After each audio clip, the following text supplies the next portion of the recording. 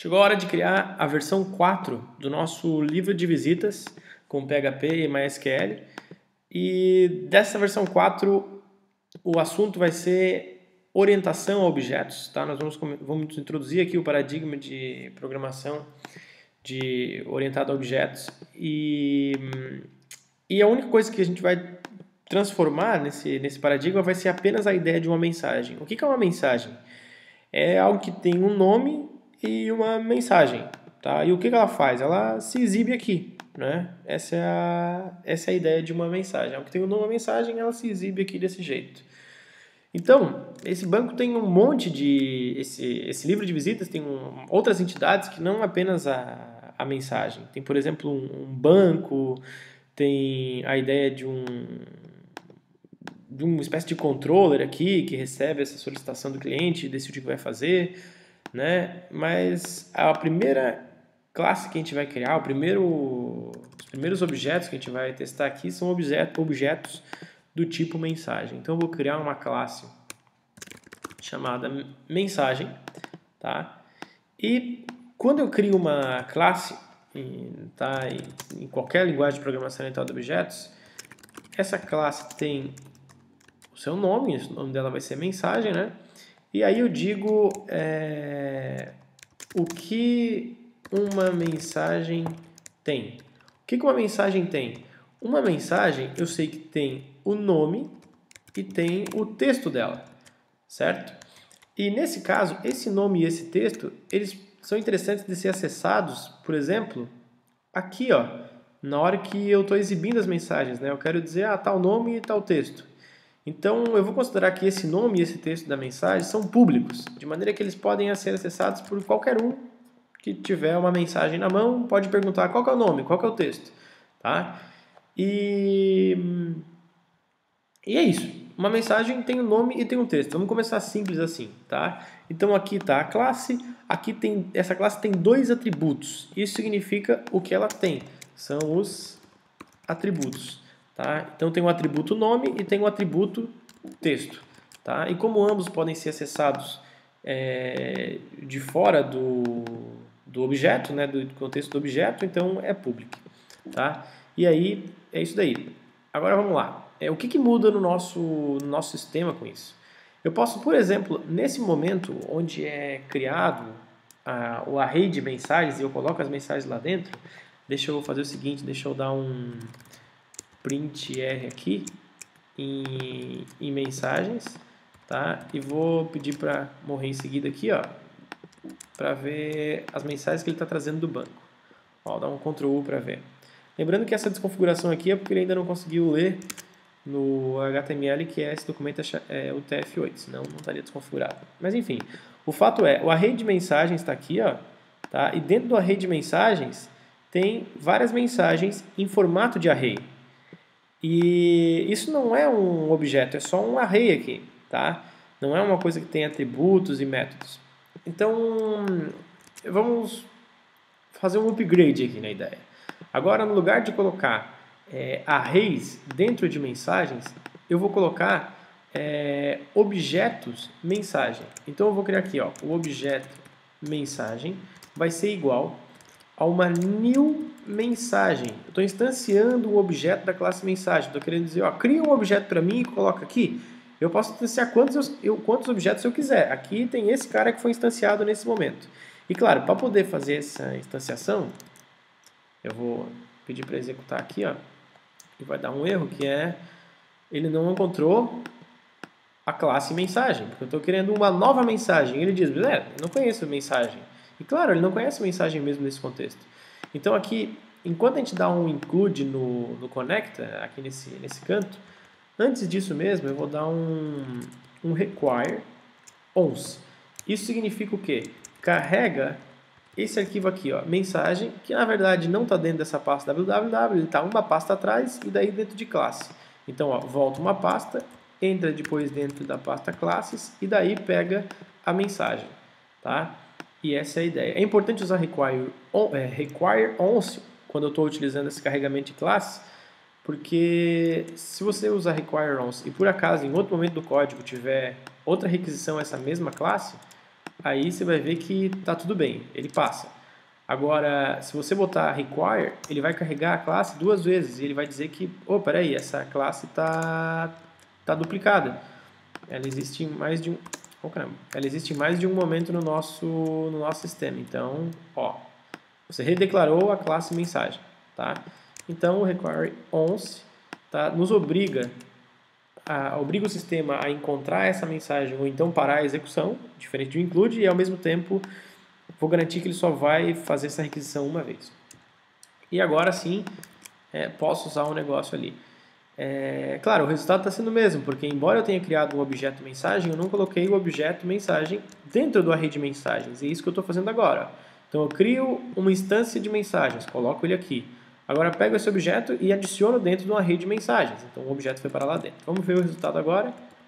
Olha só, ele criou um object mensagem, tá vendo? E tá faltando o quê? O nome e o texto de cada um desses objetos, o valor de nome e texto de cada um desses objetos. Como é que eu posso fazer? Eu posso dizer assim, pega o objeto mensagem e vai na variável nome dele. Percebe? O nome não é público? Então eu posso pegar o nome aqui, porque o nome é público. Se eu colocasse lá como private, eu ia tentar acessar o nome aqui, o NetBeans nem me mostra mais o nome para acessar, porque sabe que se eu colocar isso daqui, está errado. Tá? E qual que é o erro? Esse cara é privado, eu não poderia acessar ele de fora do objeto. Então eu vou colocar aqui como público de novo, e aí aqui eu posso acessá-lo. Tá? Então público e agora o nome. E eu digo que esse nome é igual a esse array que foi retornado e me dá só o nome, porque esse array de linha é cada um dos valores do banco de dados, com o nome, com o texto, com 1, e com 0 e com 1, né? Indexando o valor de lá. Então o nome, passo a adicionar o nome aqui, o que acontece? O nome da galera foi parar aqui. Tá? E eu vou fazer o seguinte, eu vou pegar o nome e o texto também, e o texto eu vou adicionar a esse texto. Então eu digo, cria esse objeto, diga que o nome dele é tal, diga que o texto dele é tal, e agora adicione esse objeto no array de mensagens e depois me mostra o array de mensagens como é que ficou. Então tá aqui, agora cada um com o seu nome e o seu texto. Tá? Qual que é a vantagem disso? Agora aqui embaixo, cada vez que eu passo pelo for each aqui, eu tenho um objeto mensagem, não é mais um array mensagens. Então eu posso fazer isso, me dá o m nome, e olha que legal o NetBeans completando para mim, que massa. E agora me dá um m texto. Tá vendo? Assim que eu chamo atributos e do objeto mensagem que são público, né? Eu sei que esse cara aqui, essa variável está guardando um objeto mensagem dentro e eu digo me dá o nome dele. Aí pronto, ele vai me exibir aquele nome lá. Tá? E vamos ver como é que ficou esse sistema. Vou pedir para ele não fazer mais isso. O objetivo é só para debug, então tire esse cara daqui. Executa e o resultado é o mesmo. Dá para melhorar isso? Claro que sim, dá para melhorar. E como se passou só uns 8 minutos, vamos melhorar esse negócio aqui. Como é que a gente vai fazer? Na hora que eu construo esse objeto mensagens, eu já poderia passar o nome e o texto para ele. E aí dentro do próprio objeto ele já receberia esse nome e esse texto e diria, o meu nome é tal e o meu texto é tal. Como assim? Em vez de ter essas duas linhas aqui de baixo, eu vou passar como parâmetro do método construtor o nome, vírgula, o texto, tá? E aí ele diz, agora se eu não receber aqui no método construtor esses valores, então já era, não adianta nada ter passado aquilo, tá? Então vamos começar a descrever o que uma mensagem faz. E a primeira coisa que uma mensagem faz é instâncias dela. Então, quer dizer, uma classe mensagem vai poder fazer instâncias de mensagem. Isso significa ter um método construtor. Tá? Em PHP, o método construtor, eu posso chamar assim, de essa underline, underline, construct, ou posso chamar com o mesmo nome da classe, do mesmo modo que se faz em Java, por exemplo, assim, tá? Se tem um método com o mesmo nome da classe, então porque esse cara é um método construtor, logo é o método que vai ser chamado quando o objeto estiver sendo instanciado. tá? Mas eu gosto mais de usar isso daqui, ó, em PHP, porque... Opa, aí não precisa... Deixa isso aqui. Eu gosto mais de utilizar isso em PHP, porque se eu resolvo mudar o nome da classe, eu não preciso me preocupar em mudar o nome do método construtor. Tchanã, tá? E aí esse método construtor, que na verdade vai ser esse cara aqui, ó, ele vai receber o nome e o texto. Tá? Então ele vai receber assim, ó, por exemplo, o valor do nome na variável n e o valor do texto na variável t. E eu tenho que dizer que para este objeto que está sendo criado, o nome dele é igual a esse valor que chegou aqui, ó, através do n. E que para este objeto que está sendo criado, o texto dele é igual a esse t que chegou aqui, ó. Tem problema se aqui fosse nome e aqui texto, ele iria confundir esse valor com esse daqui? Não, não vai confundir, porque bastaria, né, trocar aqui também. E a diferença é que esse daqui é o nome que veio daqui, ó.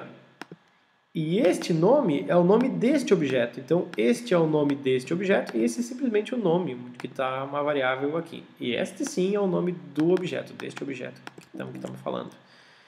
E aí, pronto, não precisou daquela outra linha lá, o resultado, a mesma coisa.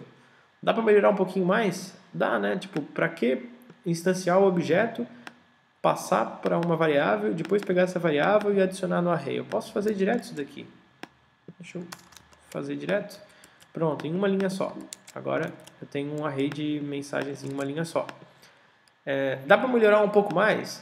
Bom, se essas mensagens aqui, ó, você sabe que elas sempre serão criadas a partir do banco de dados, depois de uma leitura com MySQL Fit Array, sabe? Então eu posso passar o seguinte, eu passo a linha toda para lá como parâmetro. Em vez de ter que passar dois parâmetros assim mais complicados, né, eu simplifico. Crio uma nova mensagem com base nessa linha que chegou aqui, ó. E aí aqui dentro eu vou receber só essa linha em formato de array. Então eu posso chamar, sei lá, essa variável de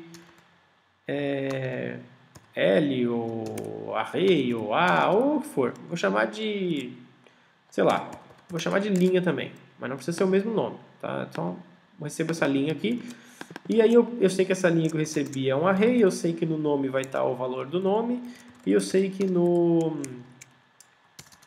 índice texto vai estar o valor do texto. E simplesmente coloco o nome e o texto ali. Fica um pouco mais complicado de fazer aqui dentro, mas tudo que eu puder encapsular de complexidade dentro desses métodos do objeto é melhor do que ficar complicando na hora que eu tenho que usar a coisa. Então, se assim fica mais fácil de usar, legal. É só criar uma nova mensagem passando esse cara como a linha para lá, tá?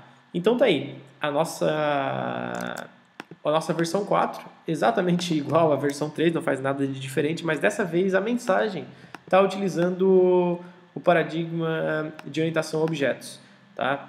E graças à criação dessa ideia de mensagem, ou seja, dessa classe, tá? E eu digo, tudo que for uma mensagem tem nome e tem texto, tá? E aqui, a hora que eu mando criar uma mensagem, eu já passo um array que eu sei que contém o nome e o texto dela. Eu pego esse nome e esse texto aqui e atribuo ao nome deste objeto que eu estou criando esse valor que foi encontrado aqui e ao nome deste texto, desse objeto, né? O texto desse objeto passa a ser o texto que estava nesse array aqui. E aí, pronto. Posso fazer ainda um extra aqui, tá? Tá vendo isso daqui é como se fosse a mensagem em HTML, né? Então, eu poderia fazer o seguinte, em vez de fazer tudo isso daqui, eu poderia pegar isso daqui, vou recortar, e aqui eu diria assim, ó, igual a mensagem, e aí eu chamaria o método HTML. Transforma essa mensagem em HTML, tá? Claro, aqui dentro eu teria que criar esse respectivo método. Então, public function HTML, aí eu vou colar aquilo que eu trouxe de lá e vou adaptar aqui, ó.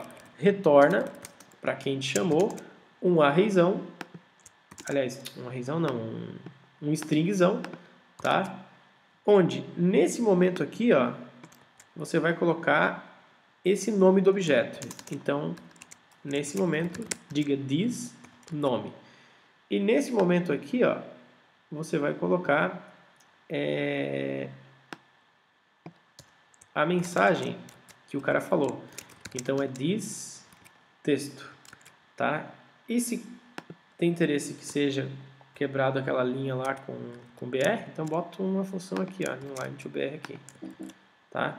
De maneira que, pronto, sempre que eu pedir mensagem HTML, ele já vai me fazer aquilo de exibir uma mensagem com HTML certinho aqui, ó.